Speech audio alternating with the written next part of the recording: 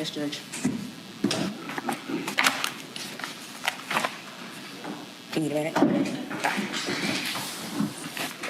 May it please court, counsel, members of the jury. Good morning, and thank you. Thank you for the sacrifice of your time. Thank you for the attention that you've paid throughout the course of this trial. You've sat through several days of testimony, several days of evidence, and now based off that evidence, the state is asking for a conviction.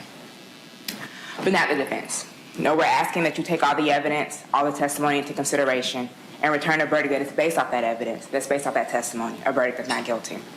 You've heard a lot, you've seen a lot, but you also haven't heard a lot, and you also haven't seen a lot. There are holes, there are gaps, and there's reasonable doubt. Now, the things that you're left with here, the things that weren't done and what doesn't make sense, that gives rise to reasonable doubt. During jury selection last week, you heard that, and you've heard throughout the presentation of the case, and you have those jury instructions that Judge Carsten was going over, that the state, because they're bringing these charges, they have the burden to prove.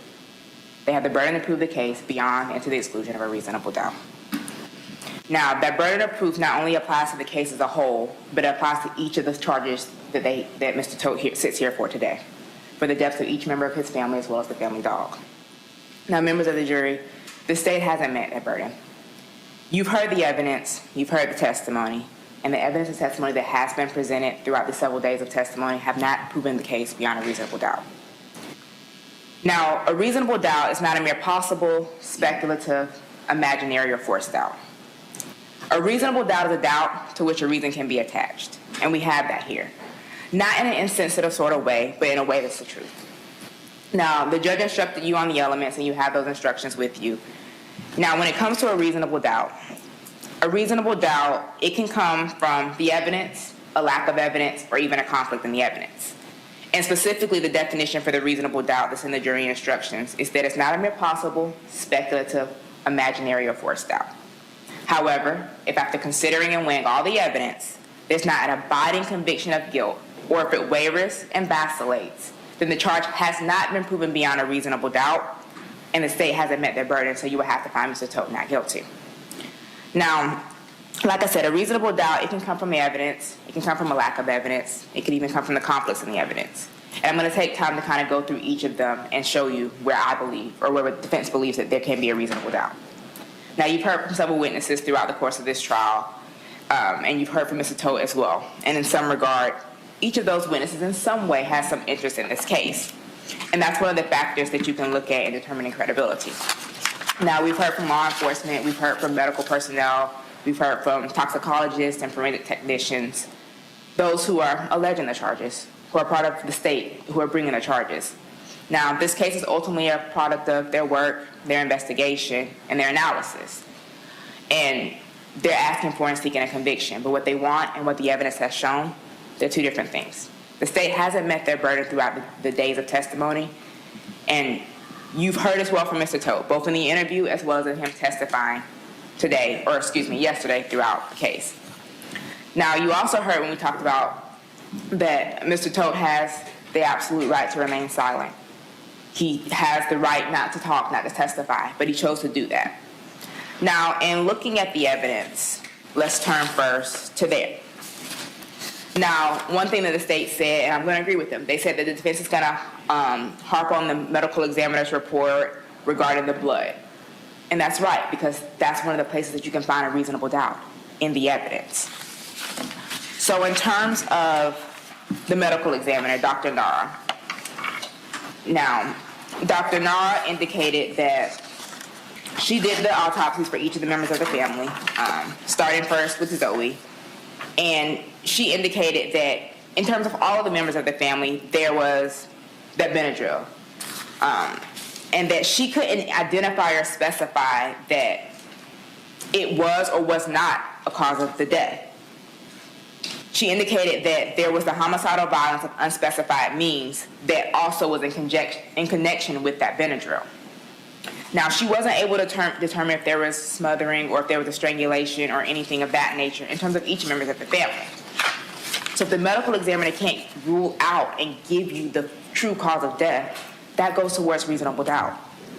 Now, in terms of Alec, she also indicated that homicidal violence of unspecified means with the diphenhydramine, the Benadryl. In Tyler, she also indicated the same thing. And even in Megan. Now in Megan, in addition to the dihydroxymonothing, she also indicated that there were stab wounds. Now in terms of Zoe, Alex, and Tyler, she indicated that while there were stab wounds, there was no hemorrhaging in the abdominal cavity, which means that the stab wounds were post-mortem. Now in terms of Megan, there were the 2 wounds. They were about 8 inches deep and about 1/4 of an inch apart. Now she indicated that there was hemorrhage inside of Megan's abdominal cavity and that there was clotted blood in the soft tissue. And she indicates that those indicate that the injuries were sustained while she was alive. Now she also indicates that in terms of Megan, in addition to the Benadryl, that there also was some ethanol, some alcohol potentially. Now, Dr. Nara, when she initially was doing the autopsies, Detective Cross told her that this was a case of strangulation. And in doing her medical exam and in doing that external exam as well as that internal exam, she wasn't able to confirm that and she wasn't able to deny that. Now, she talked somewhat about kind of Benadryl and kind of how it worked a little bit. But she also talked about the incisions. She talked about the Y and the L incision and how, specifically in Megan, being that stab wound did occur before death, typically the incision wouldn't be straight like what we had in this case if the person was moving or if there was a hesitation. There was none of that in this case. She can't say who did this cause a stab wound, but she also did testify that if a person moved, that would cause that L or potentially that Y incision. And we didn't have that in this case. Now, Dr. Nara also talked about some of the things that she collected and ultimately ends up sending off to toxicology because of not being, basically toxicology requests, hey, there was no blood, these are some things that we can use to determine levels and things of that nature. So she collected those samples from the brain, the liver, and chest fluid if it was available in terms of each of the members of the family. Now, the Benadryl, the toxicity of that, she indicates that it was homicidal violence, but she also defines what homicidal violence means. It just means the act of another person. And she specifically indicated that homicidal violence does not mean premeditation. Now, in terms of the examination following that, basically the toxicologist that was done, Dr. Nara did indicate that there was some strangulation and asphyxiation as well. And she was told about this possible suicide note and suicide pact. Now, Dr. Nara did tell you that Benadryl, it can be toxic. Yes, it's an over-the-counter medication. It can be used for sleeping and for itching. But if it's taken as prescribed, there are no toxic effects. However, if it's taken in higher doses, it can cause cardiac issues, especially in children. It can cause, it can in some cases also cause death. Now, she's been involved in about 12 other Benadryl autopsies where those were suicide cases. But while she said it's rare, because people typically might choose other drugs or narcotics, Benadryl could be used to not only commit suicide or cause overdoses.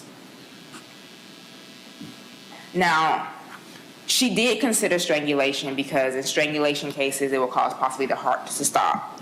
But she wasn't able to rule out strangulation due to the decomposition.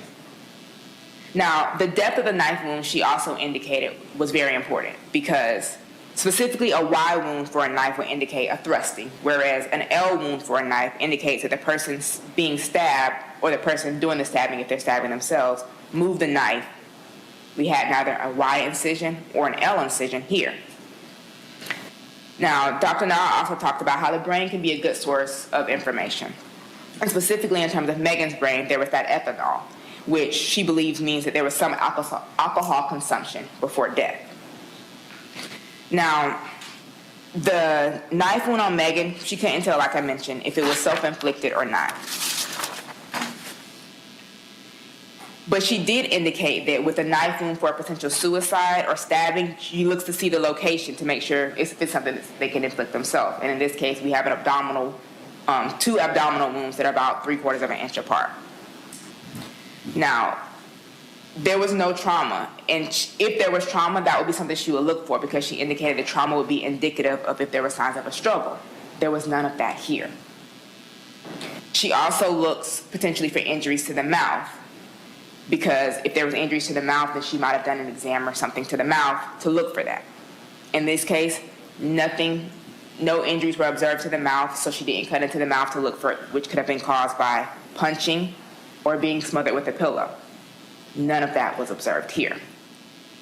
Now, based off of the medical exam that was conducted by Dr. Nara, she also collected those samples that she sent to the Stewart Laboratory, where Ms. Carswell, the forensic medical technologist or toxicologist, conducted the toxicology, drug, and alcohol testing. Now, the specimens she received all came from the medical examiner's office. There were the brain tissue, the chest fluids were available, as well as the liver tissue. Now, she told us some various different numbers in terms of milliliters per kilogram and things like that. But the most important thing was that the dihydroaminophene, was found in each of the kids. It was found in Zoe, it was found in Alec, it was found in Tyler, as well as in Megan. Now, based off of this, as well as in Megan, there was also that ethanol level. And basically, while they do these toxicology tests, these are things that FDLE could have potentially done as well, because FDLE does have some alcohol testing and some other things, which many other things went to FDLE, because we heard from FDLE analyst Mr. Conklin. Now, there was no heavy metal testing, and there was nothing else that was done, because Ms. Carswell was acting essentially at the direction of Dr. Nara, and Dr. Nara was getting her information from Detective Miller, who was getting his information from Mr. Todt. Now, we also heard from Dr. Stern, who was the veterinarian, and he talked about the necropsy, or now the medical change is changing to autopsy as well for animals, to the autopsy that he conducted on the canine. Now, he indicated that the canine was severely decomposed, but he also indicated that there was a dental disease and a collapsing of the trachea within the canine, within Breezy, that was found. And Dr. Stern couldn't tell you how Breezy died. He couldn't indicate a strangulation. He couldn't indicate a suffocation. And while there was a wound, he can't say that that wound was a stab wound. Based off the position in which Breezy was found, he indicated, because of her being upside down, that could have easily been just the cause of decompensation. We also heard from the forensic toxicologist, Dr. Goldberger. Now, he deals with this Benadryl toxicity on a regular basis. Essentially, his whole practice at University of Florida and the autopsy that he does is specifically on Benadryl toxicity. Now, he looks at toxicity, he looks at overdose, he looks as well at fatality. Now, in each of the brain and the liver tissues that were tested, it was found to be present. We heard that from Dr. Nair, we heard that from Ms. Carswell as well, and then we also heard it from Dr. Goldberger. Now, in his examination, this is what he does primarily on a day-to-day basis, like he said, pretty much all day, every day, whether it's doing research or doing actual testing, he's dealing with Benadryl toxicity all day, every day. And he has been for several years. Now, he indicated that he can't say that it was or that it wasn't the toxicological cause of death. He indicates that the levels were remarkable, which means that they weren't insignificant, they weren't incidental. There's something to note, there's something to look for. They were remarkable, which indicates it's a higher level, it's abnormal, it's not a normal amount. Now, there was a finding of toxicity in each of the kids as well as in Megan. Now, we have the medical examiner who can't say that strangulation or suffocation was or wasn't the cause of death. We have Dr. Goldberger who can't say that Benadryl was or wasn't a cause of death. So while we have an unnatural death, we can't even say what caused the death. So yes, the state is right. The defense is going to focus on that because that gives rise to reasonable doubt. That means they haven't proven the case beyond and to the exclusion of a reasonable doubt. Now, even in terms of Breezy, I know we don't necessarily have Benadryl levels or anything like that in terms of her, but that's still something that you can look at. Dr. Stern, the veterinarian, can't say what the cause of her death was either. Now, we also heard from several different law enforcement officers who arrived to the scene following well-being checks and things of that nature. Now, specifically on the day in which they made contact with Mr. Todt, they indicated that they didn't knock on the door, they just walked in. And when they walk in, they see him at the top of the stairs. And he's shaking, mumbling, incoherent, kind of stumbling as he makes his way down the stairs to ultimately talk to them for several minutes. He says he thinks Megan's upstairs sleeping and things like that. Now, he sits on the bottom stair, which is an interesting point because he sits on this bottom stair, and we saw that in the body cam video. But then later, the forensic technician, Ms. Todt, does a walkthrough of the house and finds evidence, specifically finds a receipt on this same bottom stair where Mr. Todt sat for a minute or two and talked to these various officers before he was taken away to the hospital and everything. We also heard, in addition, from these various officers who initially observed Mr. Todt at the time that they arrived to that house on the 13th and made contact with him before the bodies were ultimately discovered. They were the ones who initially saw him, who interacted with him, who were able to talk about the shakiness, the incoherentness, the way in which he was talking and mumbling and not really making sense. And after that, we also heard, like I mentioned, Ms. Todt. We heard from the forensic technician. Now, Ms. Todt responded, and she was the primary technician at the case in there. She did most of her initial processing on the 13th, but she did end up coming back on the 15th to do additional processing at the direction of Detective Miller based off of his interview with Mr. Todt to look for other items of evidentiary value. Now, Ms. Todt, she indicates that she did that initial walkthrough of the house, but when she got there were numerous law enforcement. She wasn't really sure exactly how many, but there were several law enforcement that were on scene. They did a walkthrough with her, and they were to point out anything of importance or anything that maybe for her to focus on. They pointed out nothing, including the receipt that was supposed to be on this bottom step of the stairs where Mr. Todt sat and talked to the men. Nobody pointed it out, nobody saw it, but we walked by it. Now, Ms. Todt did various processing. There were photos entered into evidence that what she photographed and processed. Now, she indicated that she photographed a lot and she processed a lot.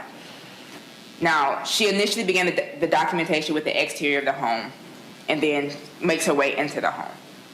She indicates that the downstairs area of the house, clean, orderly, no issues, doesn't seem disturbed at all. She talks about the kitchen being clean and minus the trash that she collects from the kitchen trash can, as well as that downstairs bathroom in the downstairs area of the home.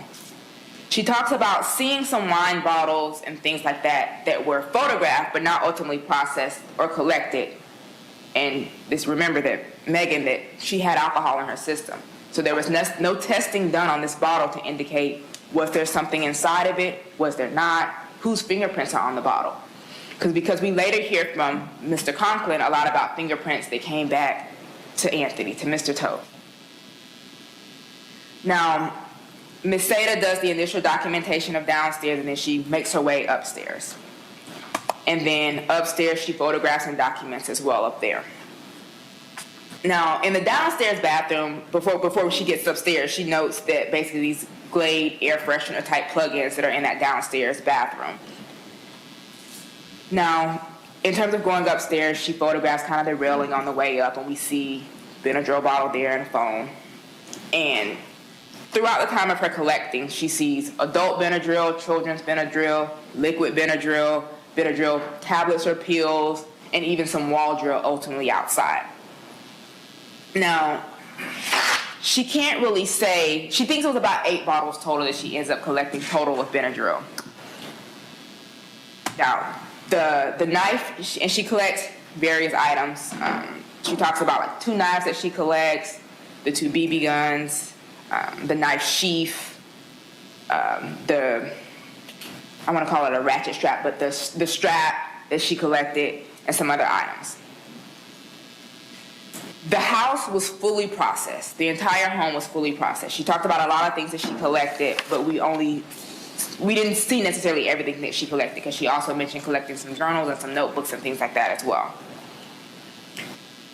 She indicated that she also processed the ottoman, the note that was on the ottoman, the suicide note that the state was talking about earlier, and she was able to get prints off of that. Now, we didn't hear any testimony about any prints or whose prints were actually on this note or anything like that throughout the course of the testimony from Mr. Conklin or Ms. Todt, who was the one who kind of compared the prints and did the lift cards. Ms. Todt was the only forensic technician that went to the Longview Avenue address. And that was after she left the reserve place. So the reserve place is where Mr. Todt was initially, and then they go to the Longview address. She processes that area as well. She did another walkthrough with law enforcement. There was nothing really particular found at that location, no bit of drill or anything like that. They talk about collecting the van, processing the van, all of that. But there was no print collections that were done for the van. But on the 15th, like I mentioned in the beginning, she kind of goes back to the reserve place, to the main home, based off of the directions of Detective Miller. And at this point, the main focus is on the master bedroom. And at this point, based off of the interview, the detective is like, hey, look for these zip ties, look for this knife, look for, the red strap, these different things. Look for these BB guns, things like that. Now, we hear a lot about things that were collected, and the detective makes a point of pointing out and asking Mr. Todt, like, where did you get this from? Where did you get that from? What's the passcode for this? Which device were you using to search for it? Now, that leads to lack of evidence. We hear him ask him all these questions, but we don't hear anything that Detective Miller does with this information. We don't see any phone searches. We don't see any Google searches. We don't see anything. The state talks about premeditation, how he planned this, but there's been no evidence or documentation to prove it. If we're going based on the fact that Mr. Todt said that they researched it all this time, Detective Miller is asking him, well, what's the passcode? Well, what device was used? Did you use this phone? Where did you find this at? When did you go do this? We see nothing to back up any work that Detective Miller did to corroborate this information. Detective Miller took Mr. Todt at his word and decided, hey, my job is done. But deciding that your job is done doesn't mean that the state has proven the case beyond a reasonable doubt. What was done and what wasn't done gives rise to reasonable doubt. The blood on the knife, I think it was the black and green, the buck knife. The blood on the knife was collected, but I don't believe they indicated it was tested. And the state talks about, they made a point of pointing out this bleach bottle. Ms. Todt said there was no indication to indicate that the bleach bottle was used, that no cleanup was attempted to be done, or anything like that. The state also indicated once again that the downstairs area was clean. There was no blood on the stairs leading upstairs. There was no blood downstairs in that library nook room. There was nothing down there. Now, Ms. Melendez, another forensic technician with Osceola, she went to the hospital on the 15th and she took photographs of Mr. Todt. She took photographs of various injuries. You were able to see the photograph of him. Yeah, come on.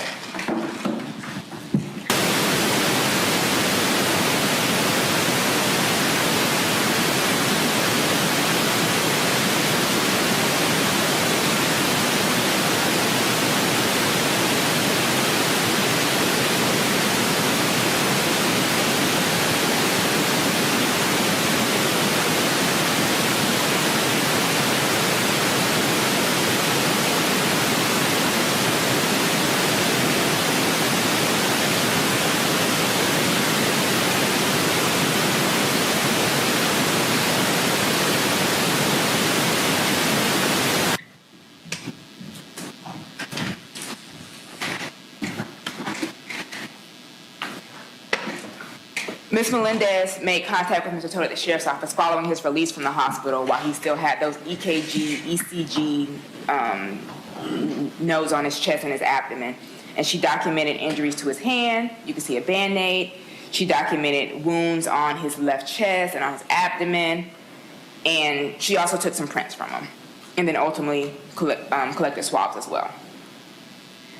Now, in terms of Mr. Conklin, the FDLE analyst who kind of took all the DNA that was collected by either Ms. Todt, Ms. Melendez, or the fingerprint cards that Ms. West collected, and he did the comparison of those.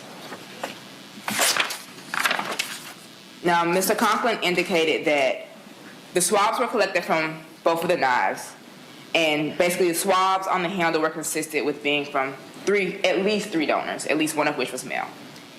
Because of the fact that he had basically full profiles, those fingerprints for each member of the family, he was able to indicate that each and every one of the members of the family touched the knife that was found in their house. But he can't say when the DNA got there, how the DNA got there, how long it's been there.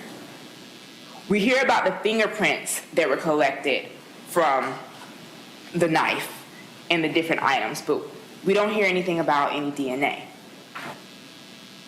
We know that Zoe, Megan, and Alec, as well as Tyler, were all stabbed.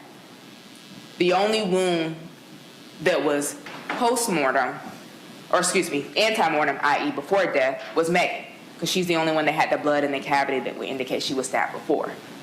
We've heard no testimony about any of the blood on the knife being hers. We've had no testimony of the blood on the knife being any of the other children.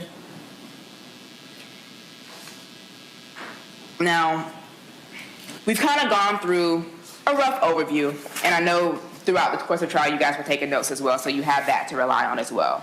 So we've gone through a general bulk of most of the evidence. Now, let's turn to the lack of evidence, and I've kind of pointed out some of that as well. We have these photographs of these receipts and these things. And while the state doesn't have to put forth a specific amount of evidence, we haven't seen anything that was substantiated, like I was saying with Detective Miller. He's asking all these things about, when did you do this? How long have you been doing this? For the state to try to tie it to premeditation. But we've seen nothing that would substantiate premeditation. There was a lack of evidence in terms of any disturbance from downstairs. There's no blood downstairs. There's no disturbance. The state made sure to point out that that room was neat and in order. But according to Mr. Todt's interview with law enforcement, he supposedly carried Tyler from downstairs. And according to him, Tyler is the quick one, so he had to be quick with the movement, and there was blood everywhere. But there's no blood in that room. There's no blood trailing up the stairs. There's no blood anywhere in the home except the master bedroom. And really, there's no blood technically anywhere, because the medical examiners indicated like basically all the blood had left. There was no blood in the body. So the only bedroom that has blood potentially is the master bedroom. There's no blood on the stairs, no blood in that library room. So how, if you believe Mr. Todt's statement, how was he able to stab Tyler, the quick one, and he indicated in his statement that there was all this blood, and carry him upstairs little by little over his shoulder with no blood dripping from that room through the stairs, up the stairs, ultimately into this master bedroom? That lack of evidence and that conflict in the evidence doesn't make sense. The state wants you to believe Mr. Todt's statement that he gave to law enforcement on the 15th after being released from the hospital. And they don't want you to believe what he told you about yesterday when he testified. Now, in terms of statements, there are, in the jury instructions that you have, some things that I want to point out. First, in terms of, like I was talking about, the premeditation. It has to be a conscious decision to do so and must be present in the mind at the time of the killing.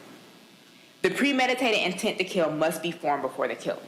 So the state is using all this, and Detective Miller is using all this. You've been planning this for all this time to go towards premeditation, but there's nothing to really substantiate the premeditation. Specifically, the state has to prove that Mr. Todt was the one that did these things. We've heard his testimony, and we've heard the testimony both in terms of his interview as well as yesterday about how basically it was Megan. It was Megan's idea, and as the father of the house, he's essentially taking responsibility for it. But taking responsibility for it doesn't mean he was the one that committed the act, and doesn't mean he was the one that did it. Just because he's taken responsibility supposedly after the fact doesn't change the person who committed the acts in the beginning. Now, in Mr. Todt's statements, he talks about stabbing each of his kids. His statement is that each and every one of these occurred before the suffocation, before the death. His testimony and statement to law enforcement was that there was a stabbing prior, and then there was either suffocation or strangling after that. So essentially, stab, suffocate, strangle, death. But that doesn't coincide with what the medical examiner said. The medical examiner said that each of those stab wounds occurred after death, or there would have been blood in the cavity. So the state is essentially having you pick and choose when they want you to believe the defendant's statements and when they don't want you to believe the statements. They want you to believe that he did it, but don't believe the way he said he did it because it contradicts the actual physical evidence from the medical examiner, from the toxicologist, and from Dr. Goldberg as well. Now, the lack of evidence and conflicts in the evidence, like I said, they kind of go together. Now, in terms of the weighing the evidence, or sorry, let me go first to defendant's statements, because the state is essentially, like I said, pick and choosing when they want you to believe what Mr. Todt says and when they don't. Specifically, that instruction says, a statement claimed to have been made by the defendant outside of court has been placed before you. Such a statement should always be considered with caution and be weighed with great care to make certain it was freely and voluntarily made. Therefore, you must determine from the evidence that the defendant's alleged statement was knowing, voluntarily, and freely made.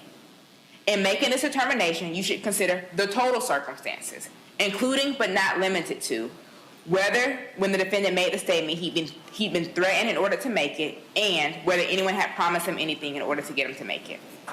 If you conclude the defendant's out-of-court statement was not freely and voluntarily made, you should disregard it. Now, you're supposed to consider his statement, and you make that determination from the evidence. So while his statement of he did it helps the state's evidence, his statement of how he supposedly did it completely contradicts the physical evidence that we have in this case. What we have is Mr. Todt taking responsibility and saying that he did it after the fact, not before and not during. After all of it was done, after his family is now deceased, he's now taking responsibility to protect Megan, to protect the family, even in death. The state can't pick and choose when they want you to believe his statement. Believe that he did it, but don't believe the way in which he said it did it, because it contradicts the actual evidence. Now, the state talked about how Mr. Todt was upset and crying during direct examination, but when she questioned him, he lost all tears. When she questioned him and was telling him, give me a yes or no, when he asked, can I explain? When she's questioning him and telling him, I want a yes or no. When she's questioning him and cutting him off when he's trying to answer the question and explain. He told you he's waited 2 years to be able to tell his story and to be able to talk. And now she's cutting him off and not allowing him to do so when he's trying to answer the question. He even asks sometimes, like, do you want a yes or a no, or can I explain? And she pick and chose when she was willing to let him explain and when she wanted a yes or no. Just like she wants to pick and choose when she wants you to believe his statement. Now, we've talked about the evidence, we've talked about the lack of evidence, we've talked about the conflicts in the evidence. And there is the credibility factor that you're allowed to look at and that you should look at, because like the state said, you don't leave your common sense at that door when you go back. You have to decide if the evidence, and that evidence is the physical evidence, the testimony, the photos, the witnesses, if that agrees with the other evidence. Now, when it comes to reasonable doubt, like I said, it can come from the evidence, it can come from a lack of evidence, it can come from a conflict in the evidence. It really only takes one. But members of the jury, it's your job to decide what evidence is reliable. You get to use your common sense. And one of the things that you should consider in weighing the evidence and determining the credibility of the witnesses and the testimony is, does the testimony agree with the other testimony and that other evidence? Mr. Todt's statement does not agree with the evidence of the medical examiner. It does not agree with the evidence of the toxicologist. It does not agree with the evidence of the forensic personnel. Now, in terms of Mr. Todt's testimony, both in the form of his statement and the form of his testimony that we've heard in court, there was contradictions. He explained yesterday why he took responsibility, why he said it, he kind of explained the progression of him and Megan's relationship from the meeting through marriage, through kids, and the various ups and downs they've kind of gone through. Now, does that evidence and testimony agree with the evidence and testimony that was presented from Dr. Nair, from Ms. Carswell, from Dr. Stern, from Dr. Goldberger? It doesn't. The state is required to prove each and every element of the crime charge beyond a reasonable doubt. That's something that we submit to you they haven't been able to do. They want you to take Mr. Todt's statement at face value, at the "I did it," to just believe what he's saying. But don't forget that instruction that we went through about what you really are supposed to look at when considering a statement. The evidence, the proof, and the testimony presented here throughout the course of the trial has not proven beyond a reasonable doubt that Mr. Todt was the one that did these things. And there was also the instruction that was given about principle, essentially where the state's saying that if Mr. Todt was acting with Megan or at her direction, that he still can be convicted. But his testimony is that Megan did it all. He wasn't acting at her direction. He wasn't acting with her or in concert with her. He came home to his kids being dead. His wife was alive, but essentially dying. Stabbed herself in front of him and everything. The evidence and testimony has not been able to prove beyond a reasonable doubt that Mr. Todt was the one that did these things. The evidence and testimony shows that, okay, the DNA on the knife handle was everyone in the houses. But the blood on the knife, we don't know who it belongs to. It could have been Zoe. It could have been Tyler. It could have been Alex. It could have been Megan. That's all reasonable doubt. If it could have been, that means the state hasn't proven their case beyond a reasonable doubt. That's what you have, and I submit to you that based off of what's been presented, you won't have an abiding conviction of guilt. Yes, I understand that it might not be convenient to say it was Megan because she's not here to tell the story or anything. But to come home and to find your kids and to have to watch your wife kill herself in front of you is also not an easy thing to have to do. And it's because of this that we ask you to return the only verdict which speaks to the evidence, which speaks to the testimony that has been presented throughout the course of the testimony, a verdict finding Mr. Todt not guilty. Now, members of the jury, when I sit down, the state's going to get back up here because they have the burden of proof, so they get the last word. And while listening to them, think to yourself, because I don't get a chance to get back up here and to counter any of it, what will Ms. Smith say to that? What will Ms. Smith tell me to think about in terms of that?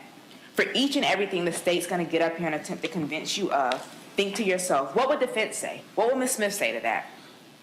The state hasn't met their burden. They won't be able to fit the actual facts into the testimony and evidence presented here today. They won't be able to fit Mr. Todt's actual statements into what the true evidence in the testimony that was presented was throughout this case. And I submit to you, members of the jury, that they won't be able to fit the facts into the elements, which is why you must return the only verdict which speaks to the evidence and the testimony that has been presented over the course of the trial. A verdict of not guilty in terms of the murder of Zoe Todt, a verdict of not guilty in terms of the murder of Tyler Todt, a verdict of not guilty of the murder in terms of Megan Todt, a verdict of not guilty in terms of Alexander Todt, and a verdict of not guilty of animal cruelty. Thank you. Thank you, Ms. Smith.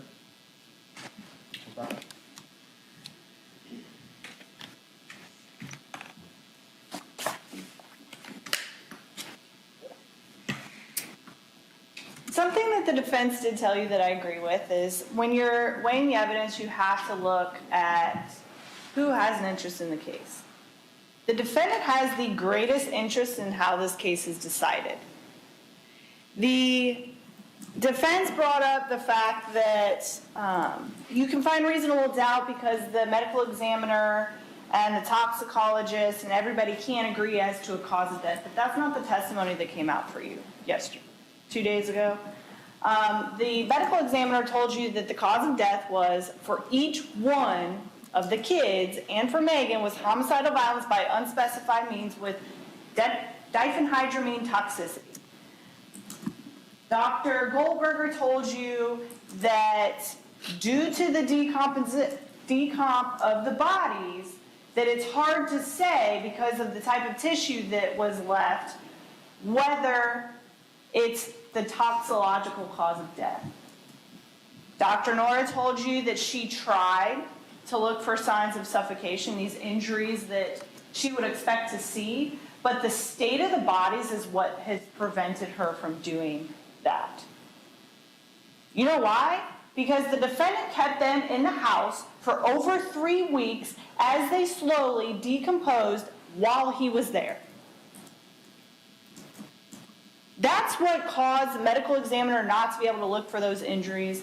That's what caused the medical examiner not to be able to rule out all the potential causes of death. But she told you that the cause of death for Zoe, the 4-year-old, was homicidal violence by unspecified means. Tyler, who was 10 at the time of his death, same thing. Alec, 13, same thing. Megan, same thing. The vet, Dr. Stern, told you that the dog didn't die from natural causes, but again, they couldn't rule out suffocation because of the state of the body of the dog. Defendant wanted control. This defense also talked to you a lot about premeditation and how the state hasn't proven premeditation, but one thing that you need to understand about premeditation, that premeditation can be formed in an instant. When you look at your arm and there's a mosquito on your arm and you decide to go like this, that's premeditation.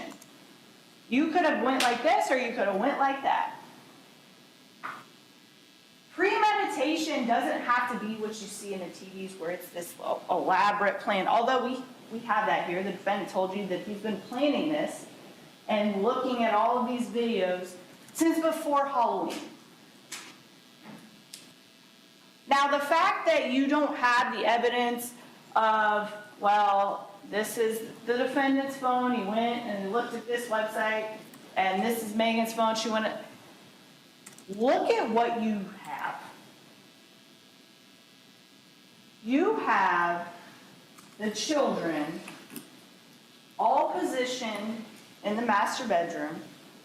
You have Megan in the master bedroom, you have the dog in the master bedroom, you have this altar in the master bedroom. You have rosaries in each one of their hands. And you know who's alive in the house? The defendant.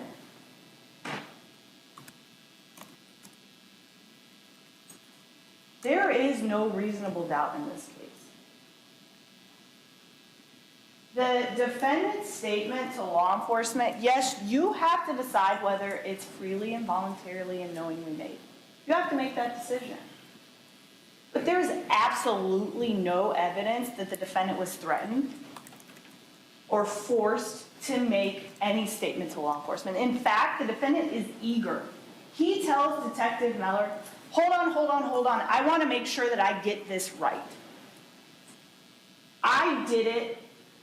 Just get this over with. There is no reason not to consider the defendant's statement.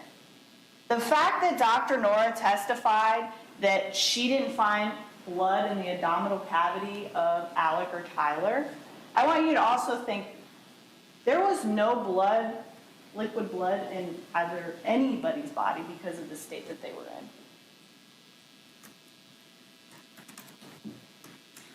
What we do know is that those wounds did not nick any major organ.